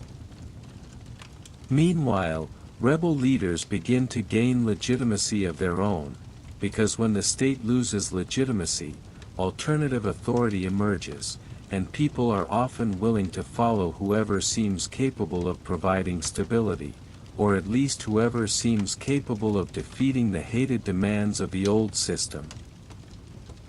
This is where the fall of Qin becomes not only Qin collapses, but a new contest begins, because the vacuum left by Qin's weakening becomes a battlefield for new powers, and two names become especially important for what comes next: Xiang Yu and Liu Bang. Xiang Yu often appears in history as a powerful military figure, charismatic, aggressive, a man who represents the strength and pride of the old aristocratic warrior spirit, while Liu Bang appears as a different kind of figure, more flexible, more politically skilled, someone whose rise feels less like noble destiny and more like a strange unexpected current carrying him upward. And as Qin collapses, these rival forces move across the landscape of the former empire, not only fighting Qin remnants, but also positioning themselves for what comes after, because the end of one dynasty is not the end of history, it is the opening of a new competition for the right to define the next order. Eventually, Qin's center cannot hold, because it has lost the combination that made it strong: stable leadership, reliable bureaucracy, feared enforcement, and coherent legitimacy, and once those are weakened, the empire becomes like a building whose beams are still standing but whose joints have loosened, and in such buildings, collapse can come suddenly. The second emperor is removed, and the Qin dynasty ends quickly compared to the scale of its achievements, and this quick end becomes one of the most famous ironies of history, that the dynasty that unified China and standardized systems lasted a short time, but its model endured. Because even as Qin falls, the idea of a unified imperial China does not vanish, it remains as the memory of what is possible, and the next rulers will inherit Qin's administrative blueprint, even if they reject Qin's harshness, because once a structure exists, it can be reused. So part 6 ends with the Qin dynasty gone, the old state machine broken, the map not fully fragmented back into the old warring states pattern, but shaken into a new contest, a transitional chaos where rebels, generals, and political survivors struggle to define what the new unity will look like. And in part 7, we will follow the rise of Han, beginning with Liu Bang, and we will see how the Han dynasty learns from Qin, keeping the administrative strength and standardization, while softening the harshness, blending legalist structure with Confucian ideals, creating a system that can last longer, and creating the foundation of what many later Chinese generations will consider a classical model of empire. When the Qin dynasty collapses, the world it leaves behind is not a clean, empty stage waiting politely for a new actor to step forward. It is a crowded landscape filled with anxious people, uncertain officials, tired farmers, opportunistic commanders, and local power holders who are all trying to answer the same question in different ways, which is simply, who will bring stability now, and what kind of stability will it be? Because the Qin system, for all its harshness, has also created something powerful, the memory of unity, and once unity has existed, the mind does not easily return to accepting endless fragmentation as normal, and so even in the chaotic years after Qin, people begin to imagine that a new unified order will appear again, not because they love rulers, but because they are exhausted by disorder. And exhaustion makes stability feel like a kind of comfort, even when that stability comes with obligations. In this transitional period, Qin's administrative blueprint still lingers everywhere, like a faint outline on the ground after a building collapses. The commanderies and counties still exist, the registers still exist in many places, the concept of a centralized reporting chain still exists, the habits of standardized law and standard measures still exist, and many officials, even those who no longer obey Qin, still know how to do their work in the Qin style, because bureaucracy is a skill, and skills do not vanish overnight. But the question is, who will sit at the center of this blueprint and make it a living system again, and the struggle that answers this question becomes one of the most famous power contests of the era, a contest often called the Chu-Han contention, because it is not simply rebels versus Qin, it is victors versus each other, the moment when the old enemy is gone and the new rivals finally show their true faces. Among these rivals, two figures rise into the center of the story, Xiang Yu and Liu Bang, and what makes this pair so fascinating is not only that they fight, but that they represent different styles of authority, different emotional atmospheres, almost like two different visions of what post-Qin China might become.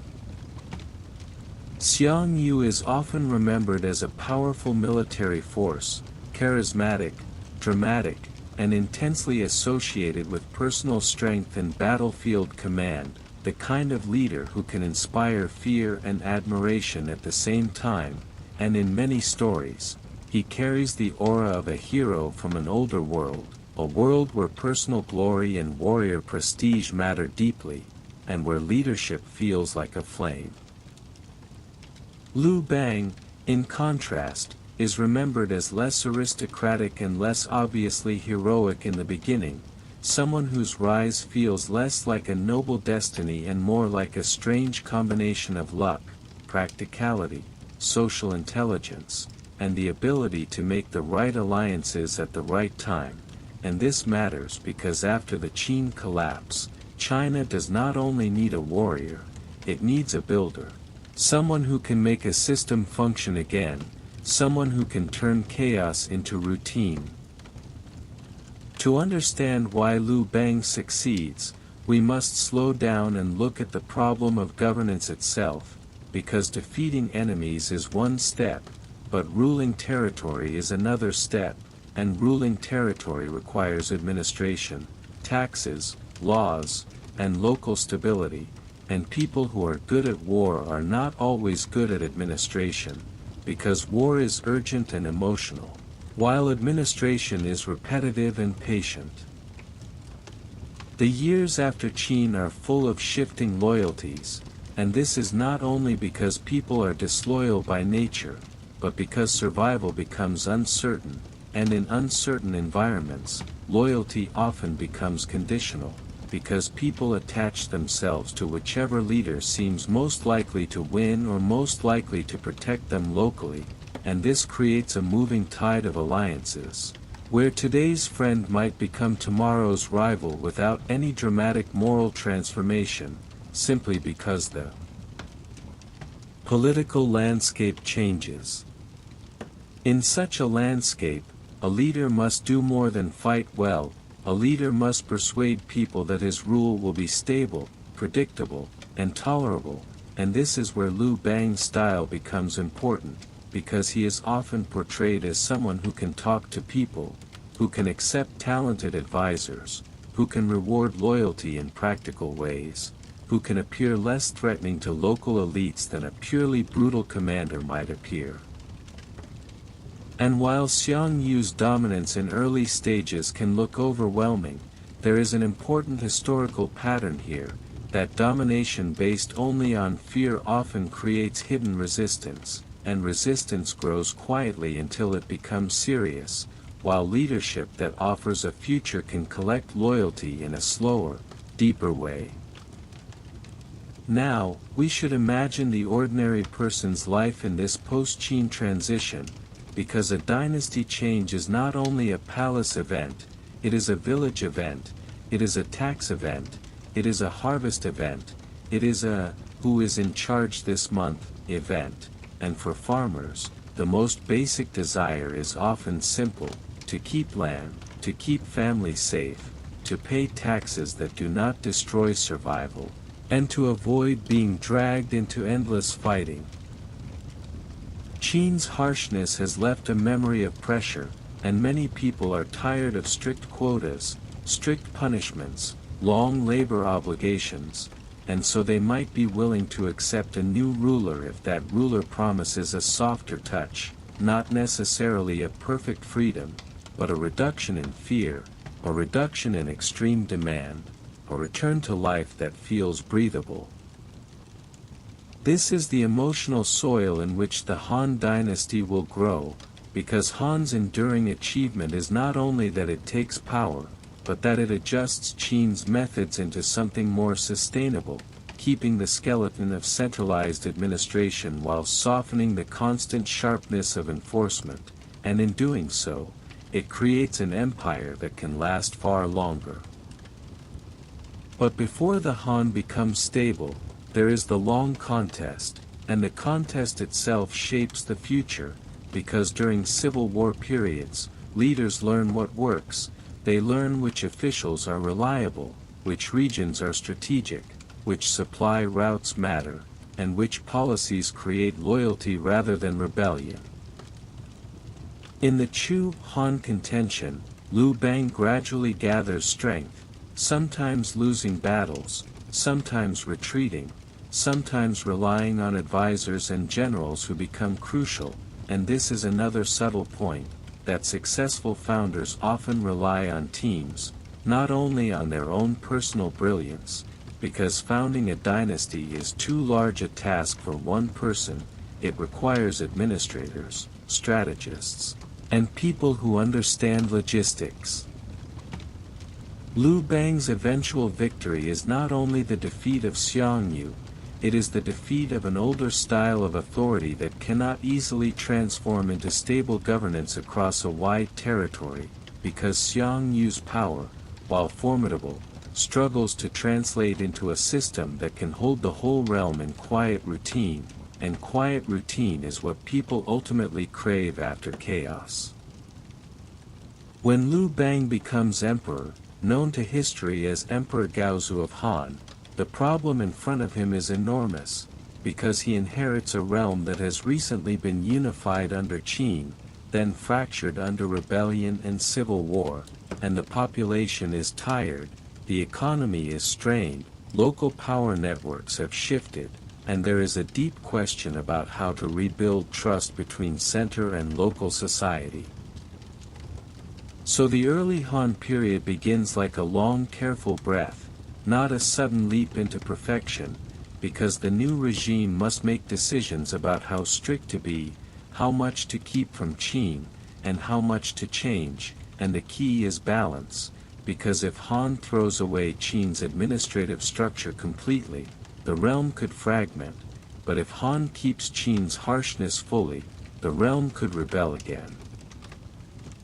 The Han solution is often described as a blend of legalist administrative tools with Confucian moral language, though this blend develops over time and is not instantly complete, but the overall direction is clear. Han keeps centralized bureaucracy, keeps the commandery county system, keeps standardized practices, but tries to present itself as more humane, more flexible, more aligned with moral ideals of good rulership.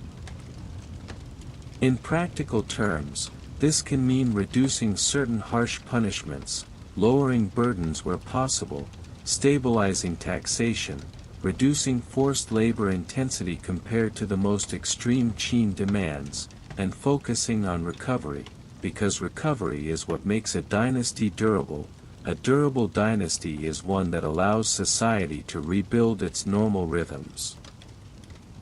And recovery is not just emotional, it is material, it is grain in granaries, it is repaired fields, it is reopened roads, it is stable markets, and the Han state begins to focus on these foundations, because a hungry population cannot be loyal, and a starving region becomes a region of banditry and unrest.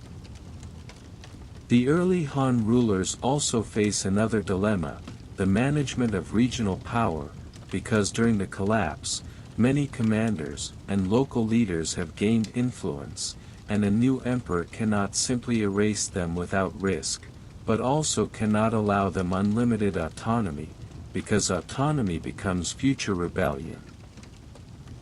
So the early Han often uses a mixture of enfeoffment and central control, giving some territories to relatives or allies as kings while gradually strengthening central administration, and this is a delicate dance, because giving power to relatives can secure loyalty in the short term, but it can also create powerful regional courts that might challenge the center later, so the Han state must slowly adjust, slowly tighten control over time, never too fast, never too slow, trying to prevent a new cycle of fragmentation. Meanwhile, the bureaucracy begins to settle into a new identity, because Qin's officials were trained in strict performance-based obedience, and Han begins to shape officials not only as rule enforcers but also as moral representatives of the state, at least in ideal language, and this is where Confucian ideas start to gain stronger influence, because Confucianism offers a vocabulary for a softer legitimacy, saying that a ruler should be benevolent, that officials should be cultivated, that harmony matters, that the state is not only a machine but also a moral order. This does not mean the Han Empire becomes soft and gentle in every practical sense, because empires are still empires, they still collect taxes, they still punish crimes, they still defend borders, but the tone matters, because tone shapes compliance, and the Han tone, compared to Qin, becomes more sustainable. Now imagine the bureaucracy vibe of early Han, because it is still a world of documents and seals, but the documents increasingly include language of balance and stability. Officials write reports not only about quotas but also about local conditions, harvest quality, flood risks, population movement, and the state begins to think in terms of long-term management rather than constant urgent pressure. A county office in the Han era might still look similar to a Qin office: bamboo strips, registers, clerks, but the official at the top may be encouraged to manage without pushing people beyond collapse, because the Han center understands that too much pressure can create the very instability it fears. This is where we can feel the Han dynasty forming its long-lasting identity, that it learns from Qin like a student who respects the strength of a strict teacher but chooses not to copy the teacher's harshness completely, keeping the effective parts, discarding the most destabilizing parts. And now, as Han stabilizes, the empire's attention begins to expand outward again, because once internal control is restored, the border questions return, and the northern frontier is still uncertain, because beyond the settled zones are nomadic or semi-nomadic peoples whose movement is difficult to control, and the Han state must decide how to manage these relationships. In the early Han, one method involves diplomacy, gift exchange, marriage alliances, treaties, and managed trade, because war is expensive and risky when the interior is still recovering, and this again shows a difference from Qin's harsh certainty, because Han is more willing to use flexible approaches, at least when it serves stability. Over time, however, Han becomes stronger, and stronger states become more confident, and confidence can lead to more active frontier policies, and this sets the stage for later Han expansion, later military reforms, and the deeper development of imperial institutions that will shape China for centuries. But before we rush into those later expansions, it is important to stay in the early Han recovery mood, because the calm rebuilding is the foundation of everything that follows, and this calm is not dramatic, it is administrative, it is economic, it is the slow return of predictable seasons. Imagine a farming village under early Han, fields being replanted, families repairing homes, local markets reopening, traveling merchants appearing again, officials visiting less like predators and more like managers, still representing authority but also representing a state that wants stability, and in this environment, people begin to breathe again, because breathing again is what makes loyalty possible. As the Han consolidates, it gradually builds a long-term imperial culture, rituals, court ceremonies, administrative training, and the relationship between center and local regions becomes more standardized, but with a softer surface, and this surface matters, because people accept authority more easily when authority does not feel constantly sharp. Now, in terms of narrative flow, this part ends with a clear transition. Qin built unity through strictness and intense pressure, and it collapsed quickly because its strictness made it brittle during succession, while Han inherits the Qin blueprint and rebuilds it with flexibility, creating an empire that can last. And in Part 8, we will go deeper into how Han bureaucracy truly works as a mature system, the layering of offices, the balance between law and moral ideology, the role of officials, the management of grain and taxes, the use of roads and river transport, and then we will start moving toward the larger atmosphere that many people associate with ancient China, the Great Wall frontier as a continuing concern, the northern diplomacy, and the first long steps toward Silk Road-like connections, all told slowly, calmly, and with that paper empire vibe that feels like an endless quiet office stretching across a continent.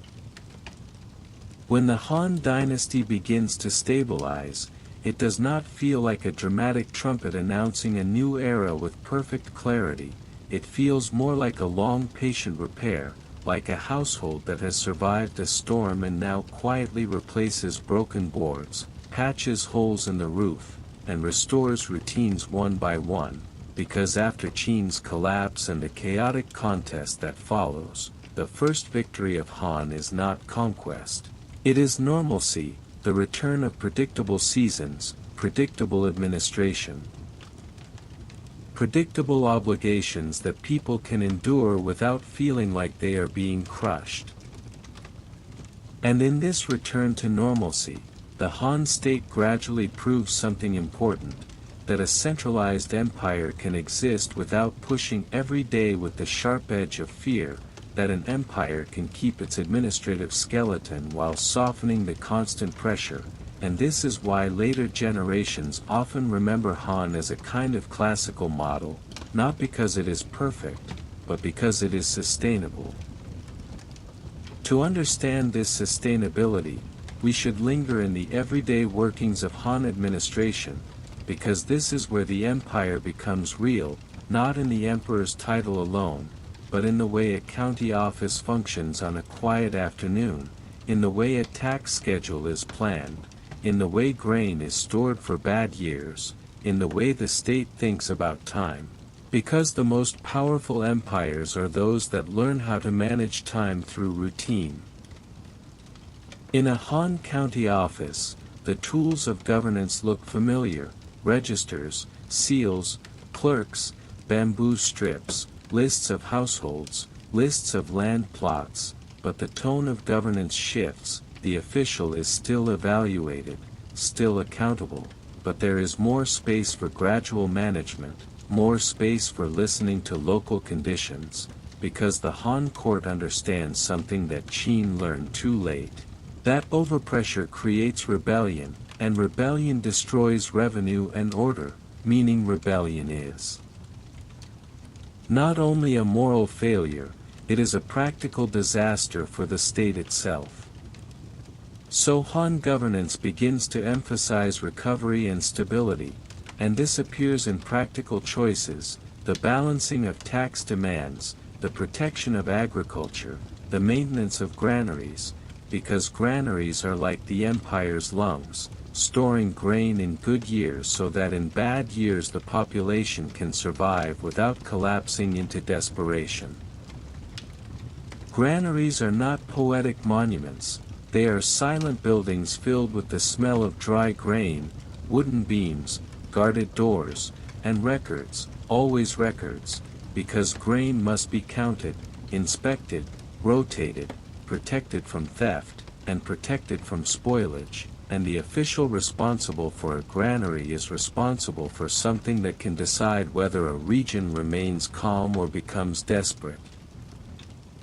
When a flood comes, or a drought, or a pest season, the granary can turn crisis into manageable difficulty, and in that sense, a granary is a political instrument, because a fed population is more obedient and less likely to become rebellious, and thus, the Han Empire learns to govern not only through punishment but through provisioning, through the quiet stability of survival.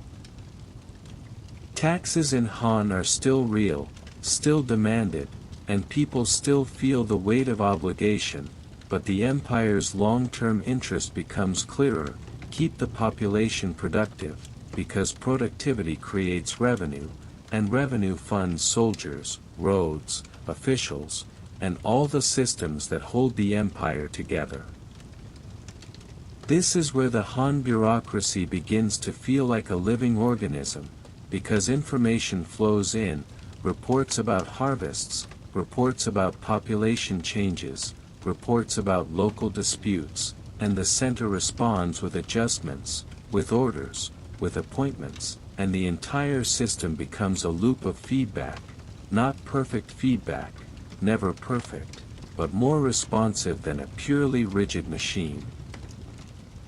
At the ideological level, Han also begins to develop a stronger relationship with Confucian thought, not instantly as a complete transformation, but gradually as a language of legitimacy, because Confucian ideals offer a way to describe government as moral care rather than pure control, and this matters because moral language can reduce resentment. It can make authority feel less like a whip and more like a parent structure, and while real governance still includes coercion, the story people tell about governance shapes how they emotionally accept it. So, over time, the Han state becomes skilled at presenting itself as the guardian of harmony, the manager of order, the protector of agriculture, the coordinator of rituals and seasons, and in this story, the emperor is not only the strongest man, he is the pivot of cosmic balance, and the officials are not only enforcers, they are caretakers of correct order. This is important because legitimacy is not a simple thing. It is not only, people are afraid, legitimacy is, people believe the system is normal, and Han builds normalcy through both practical management and ideological framing.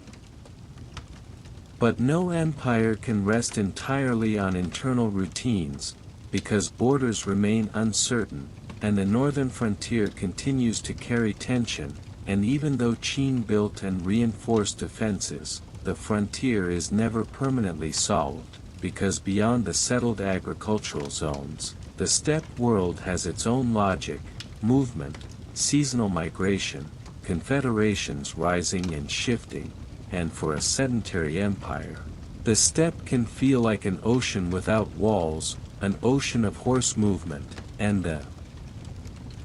Han state must learn how to manage that ocean without exhausting itself. In the early Han period, especially while the interior is still recovering, the empire often relies on diplomacy as much as war, using treaties, gift exchanges, and marriage alliances as tools, because diplomacy is sometimes cheaper than constant fighting, and constant fighting can drain the very stability Han is trying to rebuild. This diplomatic approach is not weakness, it is calculation, because an empire that is still healing cannot afford endless campaigns, and it must choose its battles carefully, and so Han policy becomes patient, learning the rhythms of the frontier, learning which border posts need reinforcement, learning which passes must be guarded, learning how to keep communication lines open, learning which local leaders can be negotiated with, and which must be resisted. The frontier becomes a routine, watchtowers, garrisons, patrol schedules, supply deliveries, and all of it managed through the same administrative habits that Qin perfected, but now the frontier routine is less frantic, less purely punitive, more integrated into the empire's broader schedule of stability. And as the Han state becomes confident, its roads become more active,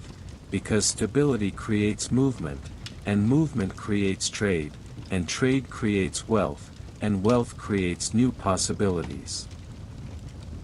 Now imagine the roads in the Han world, long routes stretching from the capital outward, travelers moving slowly with carts, officials traveling with credentials, merchants carrying textiles, salt, iron tools, pottery, and small luxuries, and in every region, local markets begin to feel more connected to a larger system, because a unified empire turns separate local economies into parts of one wider circulation.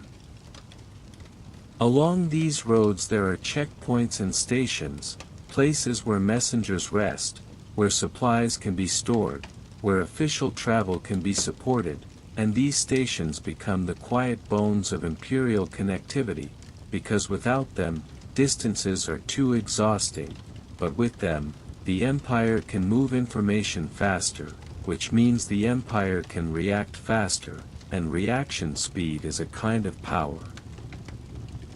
As these networks grow, the idea of long-distance exchange begins to become more than a rumor, and the early atmosphere that later becomes associated with the Silk Road starts to appear, not yet as one perfect named highway, but as a set of routes, exchanges, border markets, diplomatic contacts, and gradual connections between different worlds. In the West, beyond China's immediate borders, there are regions with their own states, their own caravans, their own goods, and the Han court becomes increasingly curious and increasingly strategic about these regions, because trade is not only about profit, trade is also about diplomacy, about influence, about securing alliances and knowledge. But again, in the sleep-toned slow style, we do not need to jump into dramatic scenes of caravans like movies. We can focus on the quiet reality of long travel, a caravan moving in the morning, dust rising gently, animals stepping steadily, merchants checking loads, guards watching the horizon, stopping at night to rest, negotiating at border posts, paying fees, presenting documents, and slowly, over weeks and months, goods and information move from one world to another. And the Han bureaucracy supports this movement indirectly, because stable law and stable routes create trust, and trust is what allows merchants to risk long travel, because without trust, the road is only danger, but with trust, the road becomes possibility. So the Han dynasty, in this early mature phase, becomes a world where the state feels present but not always suffocating, where administration is strong but more sustainable, where agriculture is protected through systems like granaries, where the frontier is managed through a mixture of routine defense and flexible diplomacy, and where roads begin to carry not only soldiers and orders, but also traders and ideas.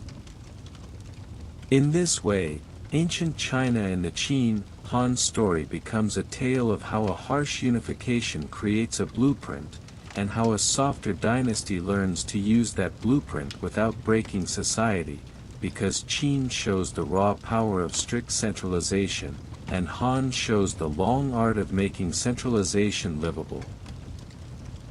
And if you imagine the final scene of this Qin Han arc, you can picture a quiet Han administrative office at dusk, a clerk tying together bamboo records, sealing them carefully, placing them on a shelf, while outside, the market is closing, vendors packing goods, and in the distance, a road stretching toward the horizon where a small caravan moves slowly, and beyond that horizon, the frontier towers still watch, still signal, still maintain routine, and the empire continues, not through one heroic moment, but through the calm repetition of systems that, day by day, turn a vast land into a single organized world. And that is the deep, bureaucracy plus Great Wall plus Qin Han vibe, the feeling that history is built not only by battles, but by schedules, archives, granaries, patrol routes, and ordinary people who do ordinary tasks that keep a civilization functioning.